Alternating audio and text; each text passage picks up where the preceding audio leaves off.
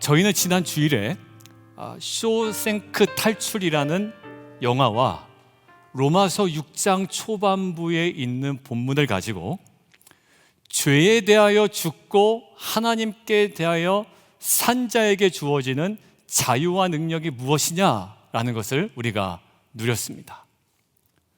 이제 예수와 연합하여 내가 의롭다 하심을 받았으니 그 은혜는 나의 공로로 이루어진 것이 아니기에 이제 마음껏 죄를 져도 된다라는 것이 아니라 어떤 자유라고요? 우리에게는 죄에 대하여 저항할 수 있는 자유와 능력이 주어졌다라는 거예요. 자, 지난주에 영상에서는요, 자유가 주어졌지만 자유를 제대로 누리지 못하는, 오히려 자신에게 주어진 자유 때문에 굉장히 두려워하는,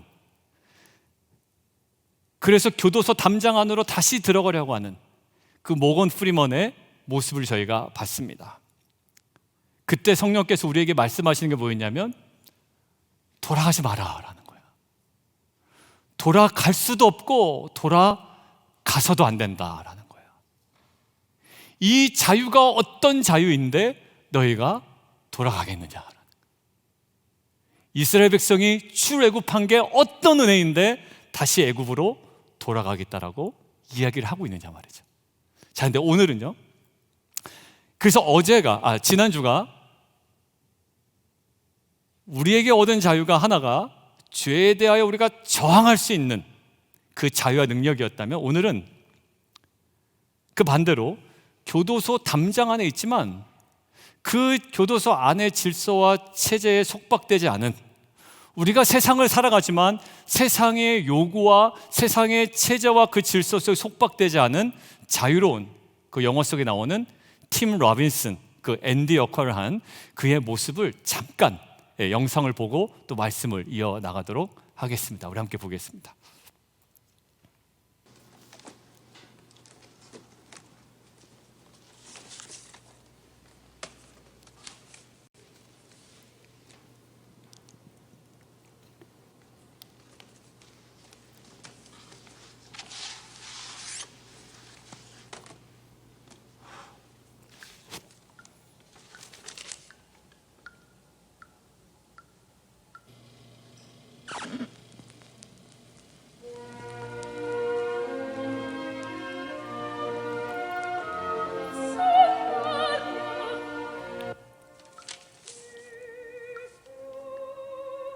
Andy, do you hear that?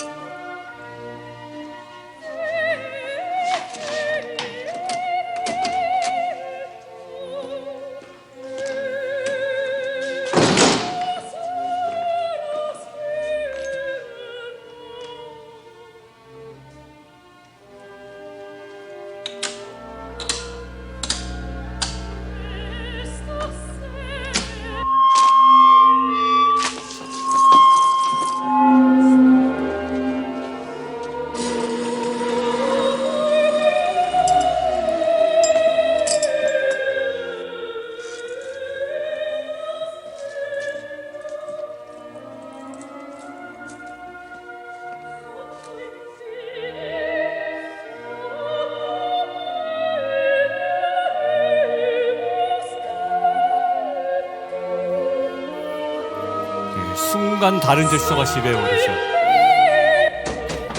Brain? Brain? Andy, let me out. Andy? 저는 저게 사단의 음성이라고 생각이 들더라고요. Andy? I have no idea to this day what those two Italian ladies were singing about. Truth is, I don't want to know. Some things are best left unsaid. I like to think they were singing about something so beautiful it can't be expressed in words and makes your heart ache because of it. I tell you, those voices soared, higher and farther than anybody in a great place dares to dream. It was like some beautiful bird flapped into our drab little cage and made those walls dissolve away. And for the briefest of moments, every last man at Shawshank felt free. It pissed the warden off something awful. Open the door. Open it up! Dufresne, open this door! Turn that off!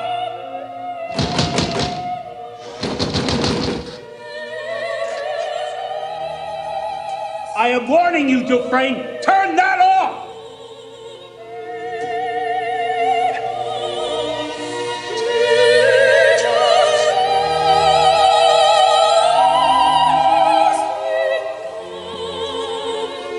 Dufresne, you're mine now.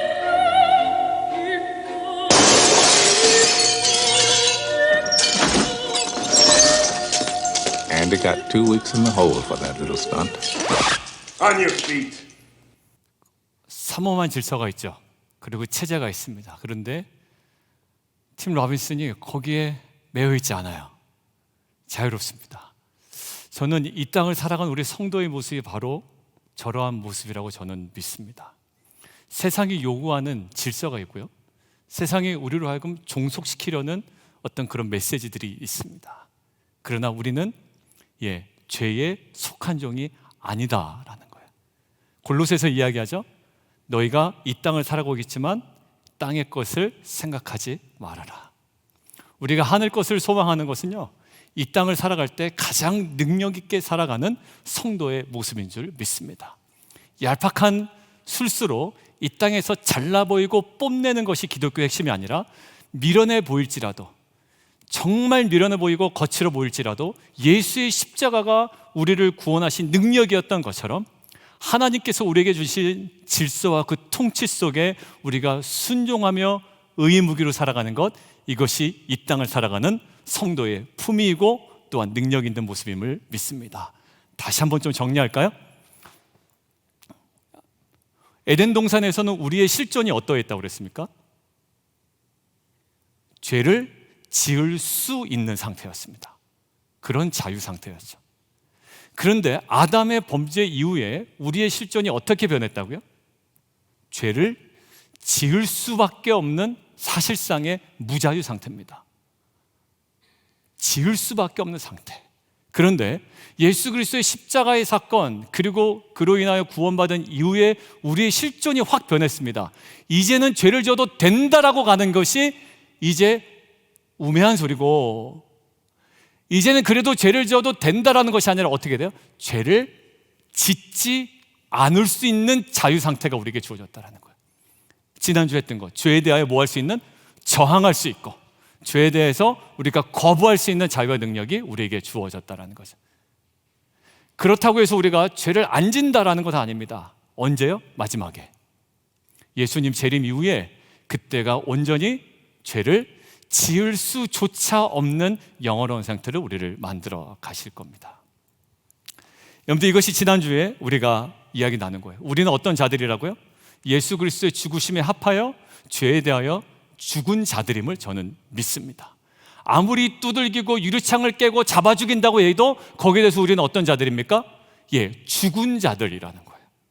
더 이상 그 죄가 우리를 주장할 수 없습니다. 아무리 호통을 치고, 아무리 고함을 지르고, 아무리 협박을 하고, 아무리 살살 유혹을 해도 두려워할 필요가 없습니다. 왜냐하면 우리는 그 죄의 권세에 있지 않기 때문인 줄 믿습니다. 더 이상, 제가 지난주에 군대 얘기했더니 목사님 보직이 뭐 있냐고 물어보신 분이 있던데, 보직은 좀 편한 보직이었습니다. 의무병이었는데, 아무튼 저희 내무방에서 아무리 군대 선임이 제가 제대한 이후에 사회에서 만나서 호통을 친다 한들 저는 더 이상 그 과거의 군대 선임의 말에 쫄지 않습니다. 왜 그럴까요? 그 질서 체제 속에 나는 살고 있지 않기 때문입니다. 과거의 군대라는 조직에 있어서는 내가 쫄 수 있는 음성이었겠지만, 더 이상 민간인이 된 나에게는 그 선임의 아무리 날카로운 목소리도 저에게는 아무런 영향을 미치지 못한다라는 거예요. 그러니까 지난주 뭐래요? 알고 여기고 정확하게 이렇게 살아가라고 이야기합니다. 여러분들, 이것이 우리에게 주어진 진정한 자유와 능력이며 성도가 이 땅을 살아가는 품위 있는 성화의 삶인 줄 믿습니다. 그런데 여러분들 이제 실제로 살아가다 보면 무기력해하단 말이야. 내가 지난주도 누누이 얘기했지만 구원 받으셨습니까? 예, 받았습니다 라고 하지만 성화에 있어서는 굉장히 무기력하고 사실 그렇게 하고 싶지도 않고 때로는 연약한 모습이 드러날 때가 있습니다. 자, 그러면 죄에 저항할 자유와 능력이 우리에게 주어졌다라고 하는데 새 생명 가운데 행할 수 있는 능력이 있다고 하는데 우리에게 그러면 필요한 것이 무엇일까? 나는 칭인데 나는 칭의의 구원을 받았는데 라고 하면서 그 다음으로 못 나가는, 그렇지만 우리에게는 분명히 주어진 자유와 능력이 있는데 그럼 우리에게 필요한 것이 무엇인가? 오늘 본문 밑줄 하나 보내실까요? 14절 은혜 아래라는 거고요, 15절 은혜 아래라는 거예요. 오늘 본문이 주목하는 것은요, 열심히 좀 해봐라 라고 우리를 다그치는 것이 아니라 우리가 어떤 상태인지를 알려줍니다. 다시 한번요, 좀 열심히 좀 살아봐라 라고 다그치는 것이 아니라 우리가 어떤 상태인 줄을 정확하게 알려줍니다. 어디야? 은혜 아래에 있다. 여러분들 질문 하나 던질게요. 여러분들, 제가 우리 백선 집사님 아래에 있다라고 이야기할 때 그것은 어떤 의미일까요? 제가 백선 집사님의 통치와 보살핌과 다스림 속에 있다라는 의미일 겁니다. 그렇죠? 자, 그러면 은혜 아래에 있다라는 것은 어떤 의미가 있을까요? 은혜라는 새로운 질서와 은혜라는 새로운 통치와 은혜라는 새로운 다스림이 우리 가운데 있다라는 거예요. 그러니까 우리는 그 은혜의 다스리심과 통치하심을 받고 있다라는 거죠. 자, 그렇다면, 그게 맞다면 우리를 감싸고 통치하고 우리를 다스리고 때로는 보살피고 있는 이 은혜가 과연 어떠한 perfection, 그러니까 한국어로 따지면 뭐 정확한 의미는 아니지 뭐 의미, 속성, 그 온전함이 어디 있는지 오늘 좀 세 가지로 보려고 합니다. 그래서 그 은혜 아래서 은혜의 그 통치 속에 거룩함에 이르는 열매를 맺어가는 저 여러분 되기를 주님의 이름으로 축원드립니다. 자, 첫 번째요. 자, 함께 읽어볼까요? 시작. 은혜의 비상응성입니다. 그 바클레이 교수님이 쓴 그 용어를 좀 그대로 차용해 왔기 때문에 조금 어려울 수가 있습니다. 그 비상응성이라는 거예요. 구원을 받은 이후에 우리의 신앙생활의 실제를 보면 두 가지 모습이 나타나는 것 같아요. 하나는 이런 모습입니다. 내가 무엇인가에 여전히 예속되어 있음에도 불구하고 나는 그냥 구원받았다라고 자유롭다고 착각하는 겁니다. 돈이든 명예든 그것이 성적인 것이든 교육이든 심지어 약물이든 나는 자유롭다고 하지만 자유롭지 못한 예속 상태에 내가 있죠. 두 번째는 실제로는 자유롭습니다. 나는 돈에서 아니면 명예에서, 특별히 뭐 아이들 교육적인 면에서 그렇게 막 나는 매달리지 않아. 그런데 스스로 그것은 아닌데 뭔가 어디에 예속되어 있다라고 생각하는 경우입니다. 어떤 경우가 있냐면 여전히 자신에게 갑자기 나타나는 죄의 충동, 그 다음에 수치심, 이런 것들 때문에 나는 어디에 매여 있지 않나? 라고 생각합니다. 그러니까 과거에 부모로부터 받은 상처 때문에 내가 어디 매여 있는 게 아닌가? 부모와의 여러 가지 좋지 않은 관계 때문에 내가 여전히 내 감정 안에 처리되지 않은 부분이 있지 않은가? 자유로우면서도 여전히 어딘가에 예속되어 있다고 자꾸 생각을 하게 되는 거예요. 여러분들, 이 두 가지 모습 다 우리의 실존적 연약함을 그대로 드러내는 거라고 생각이 돼요. 나는 자유로워 하지만 여전히 어딘가에 예속되어 있는 사람이나, 실제로 예속되어 있지는 않지만 어딘가 예속되어 있는 것은 아닌가라고 자꾸 본인의 연약함에 대해서 놓지 못하는 부분. 그런데 우리는 자연스럽게 이런 생각을 하게 됩니다. 거기에 매몰되게 되면 이런 내가 성도라고 불릴 자격이 있나? 목사라고 할 자격이 있나? 내가 집사, 장로, 권사라고 할 수가 있나? 라는 생각이 들고요. 조금 더 나아가면 칭의의 은혜는 굉장히 강조했다가 갑자기 확 작아집니다. 내가 과연 성화 운운할 수 있나? 너도 안 되고 나도 안 되나 그러니까 서로 원망이나 하지 말자. 그냥 성화에 대한 동기부여가 완전히 사그러들은 그런 상태로 지낼 수도 있거든요. 자, 그런데 오늘 6장 마지막 절은요, 우리에게 분명한 사실을 하나 알려줍니다. 23절인데 자막을 통해서 함께 준비했습니다. 같이 한번 읽죠. 시작. 하나님의 은사는 그리스도 예수 우리 주 안에 있는 영생이니라. 여러분들, 죄에 대해서는 어떤 표현을 쓰나요? 싹이라는 표현을 쓰죠. 그리고 하나님에 대하여는 뭐라고 표현을 쓰나요? 은사라는 표현을 씁니다. 그리고 여러분들 성경에 풋노트가 아마 걸려있을 텐데 거기에 뭐라고 이렇게 적혀있냐면 은사 밑에 선물 이렇게 적혀 있습니다. 싹은요, 무엇이 기준입니까? 그 사람의 자격, 그 사람의 조건에 상응하여, 아까 얘기한 상응하여 주는 게 삭시입니다. 일을 많이 하면 상응하여 주고요, 일을 적게 하면 적게 한 만큼 상응하여 줍니다. 그런데 선물은 다릅니다. 선물은요, 받을 자격이 없는 사람에게 베풀어지는 것이, 그것이 은혜요 선물이죠. 이 은혜라는 것은 뭐라고요? 비상응성이 있다라는 거예요. 여전히 우리가 연약하고 불안해 보여도 하나님의 은혜는 우리 안에 어떻게 역사한다? 그것과는 상관없이 나의 어떠한 거룩함의 자격이 미달된다 하지라도 어떻게 해요? 하나님의 은혜는 비상응성을 가지고 자격 없는 나에게 지금도 강하게 역사하고 있는 줄 믿습니다. 여러분들, 제가 집사님 두 분이 다 밑에 내려가 계신데 교사로 섬기셔서 파운데이션 커피에 가끔 갑니다. 근데 가끔 가면 목사님 됐어요. 그리고 이제 커피 값을 안 받을 때가 있어요. 여러분들, 그거는 제가 자격이 있어서 제가 일했다고 제가 커피를 대신 마시는 건 아니죠. 거기서 제가 일한 적도 없습니다. 그걸 뭐라고 그럴까요? 그걸 은혜라고 한단 말이에요. 비상응성이 우리 안에 하나님으로 인하여 밀려오는 것이 뭐냐면 그게 바로 은혜라는 거예요. 여러분들, 우리는 아까 우리의 실존적인 연약함 때문에 힘들어합니다. 그런데 이것들을 깨고 우리 안에 역사하는 것이 있는데 뭐냐면 삭시 아니라 은혜로 역사하시는 하나님의 일하심이라는 거예요. 여러분들, 로마서 4장 4절과 5절에 이렇게 나와 있습니다. 같이 한번 읽어볼까요? 시작.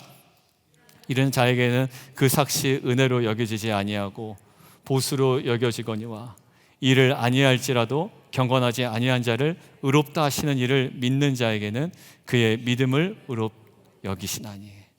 여러분들 보면 그 일하는 자에게는 삭시 은혜로 여겨질 수가 없습니다. 왜? 일한 만큼. 맞습니다. 낙중치면 저기 계시는군요. 제가 일하지도 않았는데 커피를 주실 때 제가 아이고 집사님, 당당하지가 않아요 항상. 왜냐하면 은혜이기 때문에 그렇습니다. 여러분들, 그게 근데 삭스를 받는 사람은 은혜로 여겨지지 않아요. 당연한 것처럼 받죠. 여러분들, 따지고 보면 우리가 사실 자격이 없습니다. 날고 겨도 사실 자격이 없는 것이 우리의 사실 실존입니다.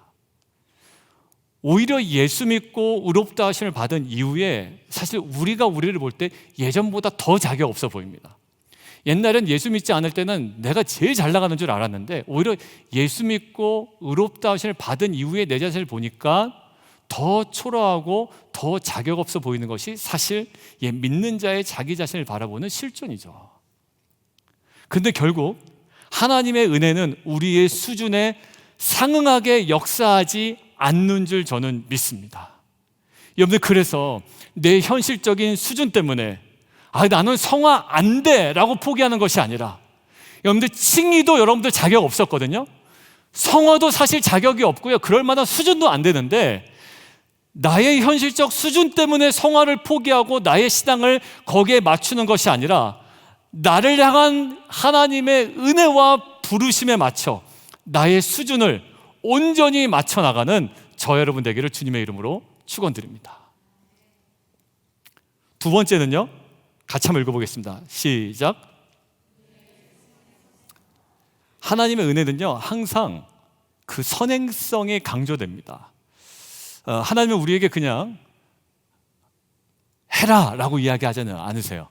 로마서의 6장 이후에 쭉 읽어보면 보통 이런 뉘앙스입니다. 너희가 은혜 아래 있음으로 하라라고 이야기하고요, 너희가 그리스도와 죽었으므로 하지 말라라고 이야기하고요, 그리고 너희가 하나님에 의해 의에게 종노릇하게 되었으므로 하라라고 얘기합니다. 너희가 그리스도와 죽었다라고 하는데 사실 이 모든 것들 위에 뭐가 선행되었죠? 예수 그리스도께서 우리의 죄를 위하여 십자가에 감당하셔서 죽으시는 사건이 선행되었기에 사실 우리의 믿음도 가능한 겁니다.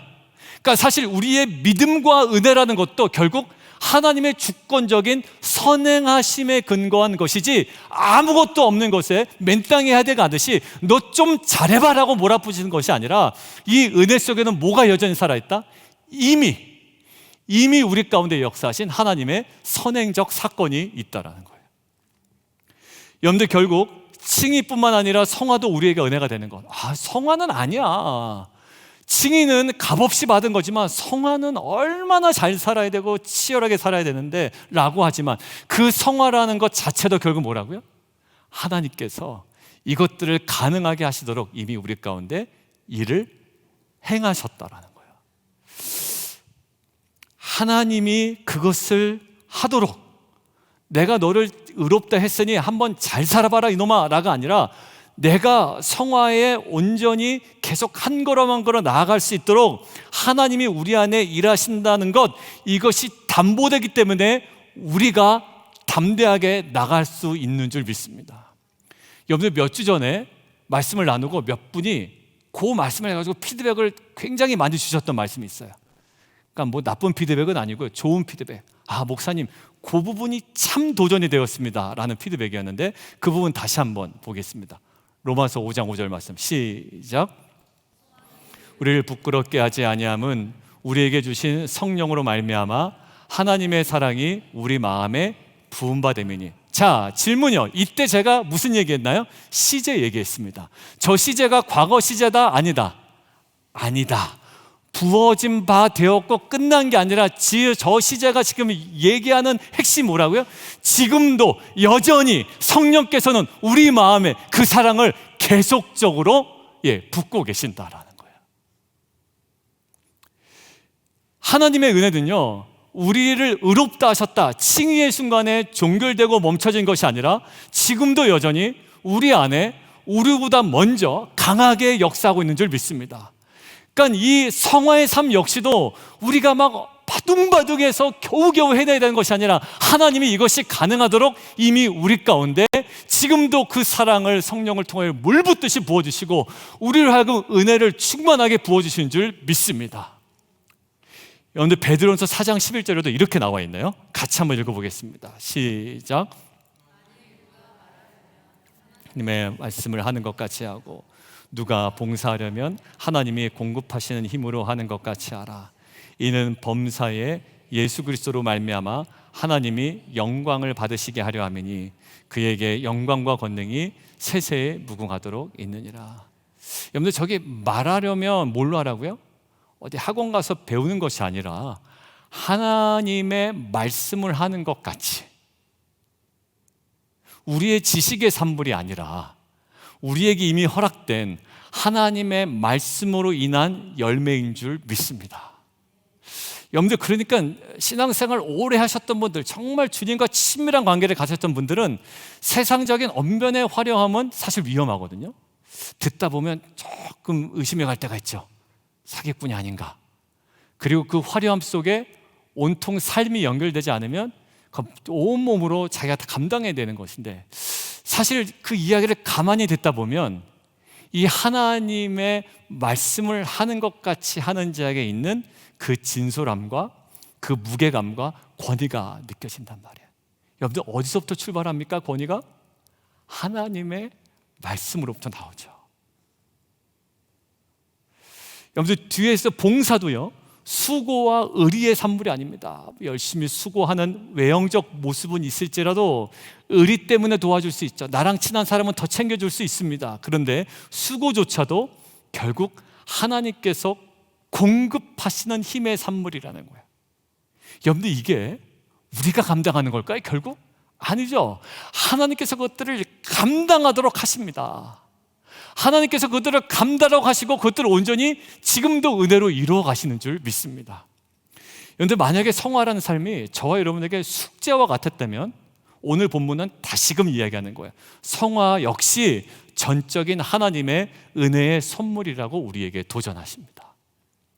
나의 부족함으로 인해 현실과 타협하고 그냥 칭의에 안주하는 무기력한 모습이 아니라 하나님께서 먼저 행하시고 지금도 부어주시는 은혜를 발판 삼아 거룩한 성화의 싸움을 능력 있게 감당해 나가는 빛과 소금 공동체가 되기를 주님의 이름으로 축원합니다. 여러분들, 그런데도 저는 성화 아니라니까요 라고 거부하신 분들이 간혹 얘기하세요. 저한테 목사님, 그리스도 예수의 장성한 분량에 이르기까지. 에이. 근데 이따가 왜 우리가 이것들을 감당해야 되는지 우리 박영돈 교수님 글을 좀 인용하도록 할 거예요. 자, 세 번째. 자, 은혜의 속성, 은혜의 세 번째 퍼펙션, 우리 같이 한번 읽어볼까요? 시작. 은혜의 초충만성입니다. 오늘 본문 16절을 한번 보실래요? 자, 성경을 보시면서 대답을 좀 해주시면 좋겠는데, 우리가 순종의 종이 되기로 결정하면 그냥 거기에 머무르나요? 아니면 어떤 충만한 곳으로 계속 다다르게 되나요?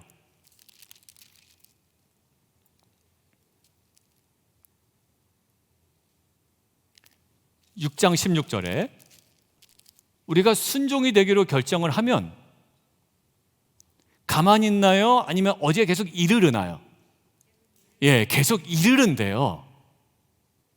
그러니까 거기에 그냥 의의 순종의 종이 되기로 결정하는 것에 머물러 있는 것이, 이것이 계속 자라나고 성장하고 어디에 이르른다는 거예요. 근데 어디에?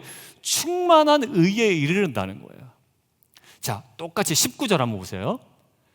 너희 지체를 의에게 종으로 내주라고 이야기를 하죠. 근데 의에게 종으로 내주면 어떻게 된다라고 이야기합니까? 내주어 거룩함에 이른다고 이야기하죠. 결국 거룩함이라는 것은 덜 거룩함, 더 거룩함이 아니라 충만한 거룩함일 거예요. 그러니까 21절 보면 22절, 너희가 죄로부터 해방되어 하나님의 종이 된 은혜 이잖아요. 22절, 하나님의 종이 되었다라는 이 은혜는 결국 어디까지 이르게 합니까? 또 다시 반복되죠. 거룩함에 이르는 열매를 얻게 될 거래요. 여러분들, 이게 우리의 막 고생고생해서 하기 싫은데 억지로 하는 게 아니라 이 은혜는 결국 거룩함에 이르는 열매를 얻게 될 것이고, 마지막은 뭐래요? 예, 영생. 그렇죠. 여러분들 계속 충만해지죠. 여러분들, 구원받은 이후에 비실비실 있다가 천국 가는 것이 아니라 계속 우리는 성화와 영화라는 그 충만한 데 이르기까지의 성장이 우리에게 담보된 은혜인 줄 믿습니다. 성화는 우리가 겨우겨우 우리 스스로 감당해야 되는 것이 아니라 그조차도 우리에게 이미 하나님께서 허락하신 초충만성의 은혜라는 거예요. 하나님의 은혜는 뭡니까? 예, 충만합니다. 저는요, 제 목회 환경이 저는 은혜로 충만하다고 믿습니다. 때로는 아니라고 생각이 들 때도 있었거든요. 근데 오늘 말씀을 준비하면서 저는 다시 믿음으로 고백합니다. 저의 목회 현장은 일단 부르신 분이 하나님이시기에 내가 온전히 순종의 종으로, 의의 종으로, 또 하나님 아버지의 그 종으로 내가 기꺼이 감당하는 그 은혜의 길로 나아간다면 하나님께서 초충만한 은혜를 우리 가운데 부어주실 줄 믿습니다. 여러분들, 결국 은혜는 충만합니다. 더 놀라운 사실은 부족함이 없습니다. 여러분들, 정말 놀랍죠? 하나님의 은혜는요, 충만한데 부족함이 없어요. 내가 칭의는 받았는데 성화는 안 될 것 같다. 내 꼬라지가 이 모양이니 안 될 것 같다. 이게 아니라 하나님의 은혜는 충만합니다. 부족함이 없습니다. 시편 23편, 여호와는 나의 목자시니 내가 부족함이 없으리로다. 여러분들 결국 20절처럼 과거에 우리가 죄의 종이었을 때는 충만한 사망으로 향해 갈 수밖에 없는 인생이었는데 이제는 뭐예요? 죄에 대하여 죽었습니다. 죽은 자는 살아날 수 없습니다.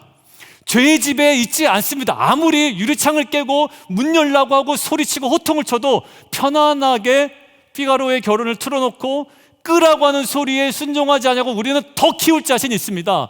더 거룩하게 살아갈 자신이 있습니다. 그렇게 살아가면 세상이 너를 무시한다고 해도 우리는 십자가의 길을 선택할 수 있는 자유와 능력이 은혜로 말미암아 이미 주어진 줄 믿습니다. 여러분, 결국 죄의 종이 아니라 하나님께 종이 되기로 결단한다면 그 은혜는 우리 안에 충만하여 우리를 거룩하게 하고 우리를 하여금 생명 안에서 왕노릇하게 역사하는 줄 믿습니다. 이제 결론이에요. 말씀을 맺으면서요, 그 은혜의 온전함 속에 우리가 오늘은 그냥 마음 잡고 결단하며 나아가는 시간 되기를 원합니다. 구원 받았어요. 근데 여전히 나의 연약함에 우리는 사실 스스로 실망하기도 하고 체념하기도 하고 푸념하기도 하고 아니면 사실 포기하기도 합니다. 아니요, 은혜는 충분합니다. 부족함이 없습니다. 더 이상 애매한 영적 좌표에 머물러 있지 마세요. 과감히 그곳을 떠납니다. 아브라함이 어떻게 됐죠? 본토 친척 아비의 집을 떠납니다. 출애굽한 이스라엘 백성들 애굽을 떠납니다. 우리여 죄의 집에서 떠납니다. 어정쩡하게 이 사람 권력이 좀 괜찮아 보이고 이 사람의 영향력이 좋아 보이고 저 사람의 어떠한 그 모든 가시적인 것들이 좋아 보여도 우리 안에는 그것들을 뛰어넘는 하나님의 은혜, 하나님의 통치 질서가 우리 안에 있는 줄 믿습니다. 여러분들 결국 떠나는 거예요, 오늘. 그리고 우리에게 무엇을 하지 말라라는 유고보다 오늘 우리에게 강한 도전을 하고 있는 본문은 뭘까요? 우리의 지체를 의의 종으로 내어주라라는 거예요. 뭐 하지 말라, 술 마시지 말라, 담배 피지 말라, 그런 얘기가 아니라 다 근원적인 얘기를 하고 있는 겁니다. 우리의 지체를 어디에? 의의 종으로. 오늘 여러분들 성경책에 의의 종이라고 나와 있죠. 둘 중에 하나밖에 없다는 거예요. 죄의 종이 되든 의의 종이 되든 둘 중에 하나라는 거예요. 근데 너희들은 죄에 대해서 죽었지 않냐? 그러니까 어떻게? 의의 종으로 살아야지. 거기에 은혜가 있지 라고 얘기하는 거예요. 남성들과 얘기 나누다 보니까 유튜브 중독까지는 아니지만 유튜브를 한번 보다 보면 끊임없이 보는 모습이 있습니다. 애들 잡고 방에 들어가서 애들 때문에 피곤해 죽겠네 하고 본인 유튜브 보다가 본인도 한두 시간 가는 거예요. 대부분 다 얘기하는 게 뭐죠? 다 유튜브에서 본 얘기 하시죠. 유튜브, 인터넷 중독이 심각합니다, 사실. 어느 누구나 할 거 없이. 공부하기 전에 잠시 영상을 본다던 아이들이 몇 시간을 보고 있을 때도 있습니다. 많은 분들이 이것들을 어떻게 끊을까? 여러분들도 예배 전에 오셔서 뭐 하시나요? 유튜브 보시거나 게임 하시는 분들도 있죠? 없으세요? 예배 전까지 좀 게임 좀 해야 되겠다. 그 음식 만드는 거는 음식에서 돈 벌어야지. 아무것도 아닌데 그 돈이. 여러분들 아무것도 아닌 일에 우리는 계속 매달려 있잖아요. 예속되어 있습니다. 지나가는 얘기지만 제가 예전 공동체 때 출석 체크를 위해서 했거든요. 저는 1부 예배를 드리고 2부, 3부 예배 오신 성도님들 제 교구 분들을 체크하느라고 위에 방송실에 올라가면 충격적인 사건. 예배 때 농장을 꾸미더라고요. 농장. 아이고 빨리 농장 이거 왜냐면 거기에 노티피케이션이 뜨거든. 그러니까 농장에 빨리 그 먹이를 주지 않으면 얘가 새끼를 못 낳는지 달걀을 못 낳는지 해서 이렇게 보고 있는데 농장을 하고 계신 거예요. 또 한 분 자기 비즈니스에 CCTV로 하고 계시더라. 여러분들 계속 노출되어 있습니다, 우리가. 근데 저도 역시 마찬가지예요. 한 번 보다 보면 시간 가는 줄 모릅니다. 저도 항상 뭐 유튜브에서 얘기하는데 이런 얘기 많이 하죠. 그만큼 저도 많이 노출되어 있다는 거예요. 그런데 저에게 가장 인상적이었던 구체적인 방법 하나가 있었습니다. 그리고 해봤더니 개선의 효과가 있었습니다. 책상에 앉을 때 잠시 인터넷 기사나 영상을 검색하고 싶을 때 자신에게 이야기하라는 거예요. 아, 나 이제 좀 말씀 좀 봐야지, 이제 내가 뭐 좀 해야지라고 했는데 딱 앉을 때는 또 뭔가 그 브라우저가 뜨고 이러면 또 제가 이제 항상 넘어지는 게 어디냐면 정치 기사, 그 다음에 스포츠. 그러니까 저희 사모가 항상 저한테 그래요. 당신은 목회자 안 됐으면 정치하려고 그랬을 것 같아 라고. 뭔 놈의 정치에 이렇게 관심이 많냐라고 그러고, 두 번째 두산 베어스 프로야구, 야구 하이라이트, 거기에 이렇게 저는 운동 그 동영상에 관심이 많아요. 보다 보면 계속 가는 거예요.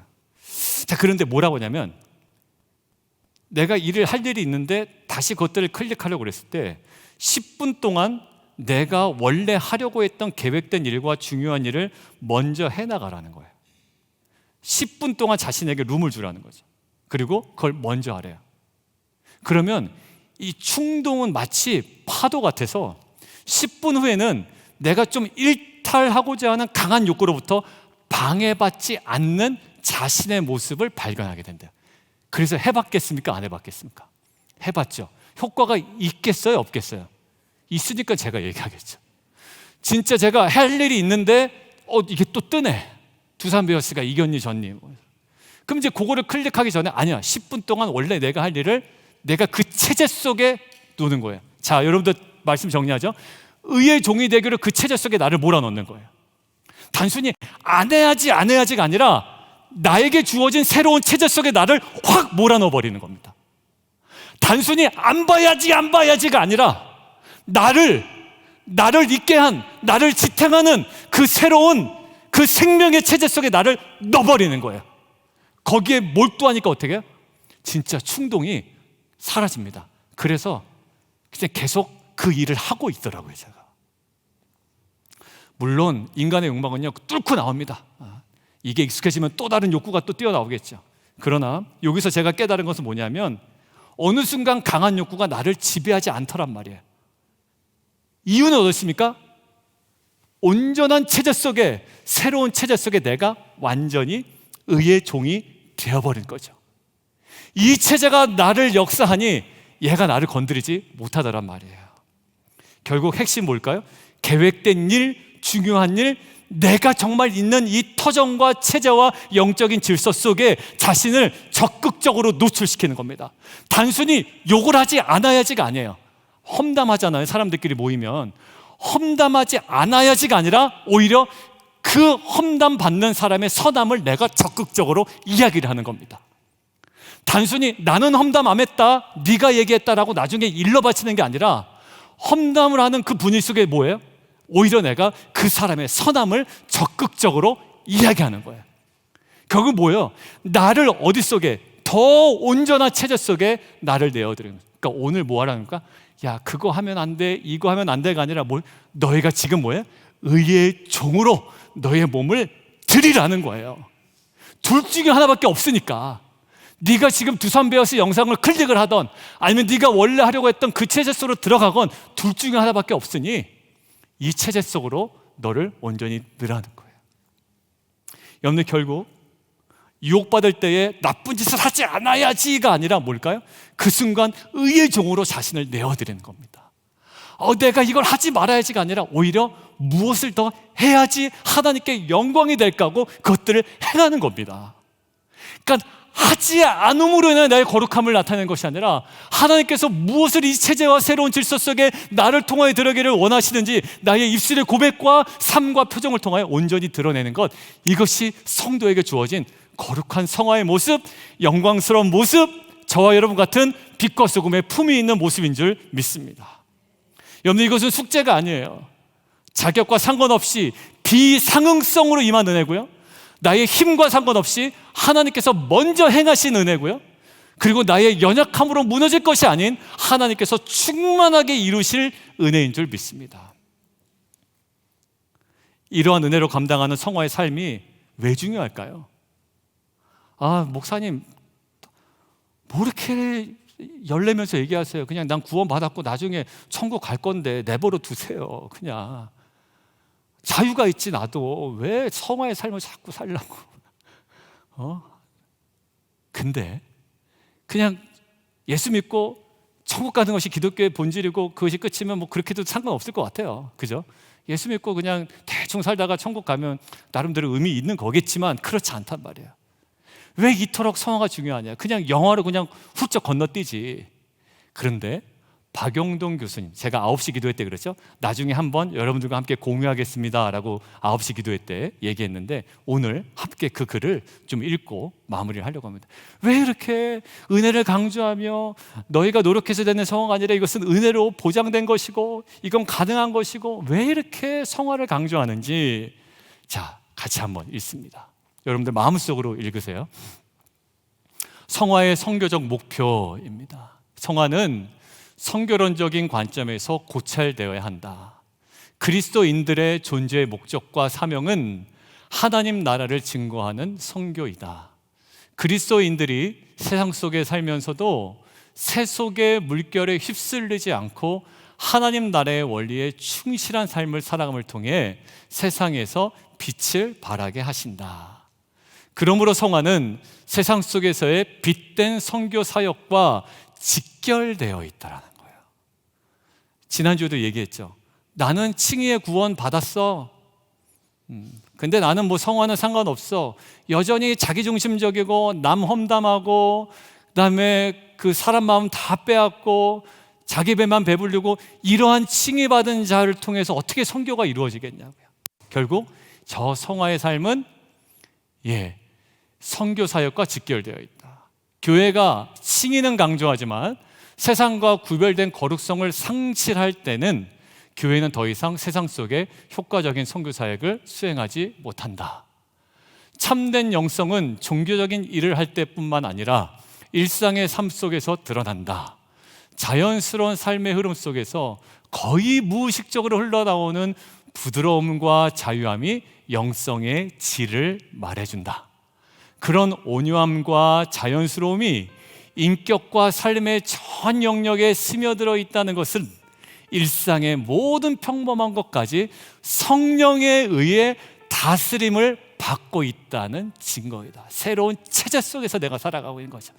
매일의 평범한 일들 속에서 하나님과 함께 걷는 그리스도인들의 밝은 모습이 세상 속에서 하나님의 임재를 증거하는 중대한 선교적 가치가 있다.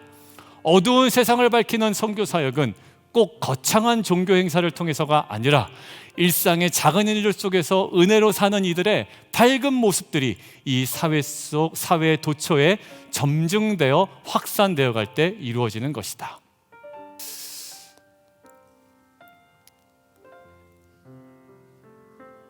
성화의 싸움을 사명으로 알아 함께 싸워나가는 저 여러분 되기를 주님의 이름으로 축원합니다. 그래도 저한테 또 그러실 거예요? 목사님 저는 칭의의 구원 받았으니까 냅둬요. 냅둬요 이러실 거냐고요. 아니요, 우리는 이것들을 함께 싸워나가야 됩니다. 왜? 이 성화의 삶은 선교적 사명과 연관되어 있어요. 우리를 뭐로 부르셨다고요? 빛과 소금. 지만 아는데 칭의의 구원 임했다고 하는 사람이 어떻게 빛과 소금이 될 수가 있겠어요? 그죠? 이것은 우리에게 주는 사명이긴 하지만 여러분들 절대 과도한 부담이 아닐 것은 이미 이것들을 가능하도록 우리에게 주신 비상응성, 선행성, 초충만성의 은혜가 우리에게 있는 줄 믿습니다. 은혜 아래 있는 성도의 영광을 알아 원수의 어떤 공격과 유혹에도 넘어지지 않고 성화의 삶을 통해 선교적 사명을 감당해 나가는 저 여러분 되기를 주님의 이름으로 축원드립니다.